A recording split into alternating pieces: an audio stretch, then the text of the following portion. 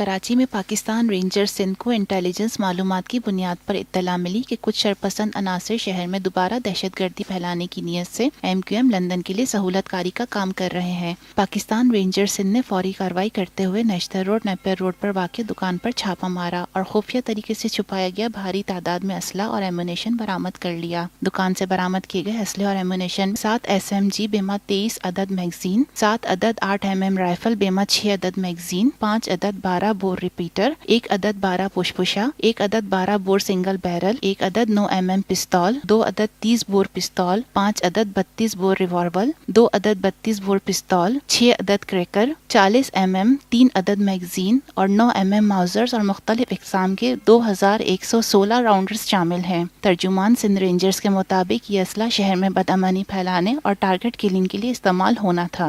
Lotus Lake Towers, a groundbreaking endeavor by Lotus Properties.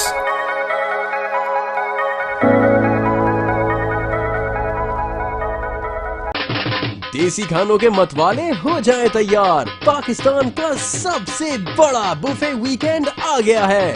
21, 22 और 23 अप्रैल जुमा, हफ्ता और इतवार पाकिस्तान का दस्तरख्वान सजाएगा देसी खानों का बेहतरीन इंतखाब फेयर हॉल गार्डन्स कराची में। जो चाहो जितना चाहो खाओ। #PKDKHI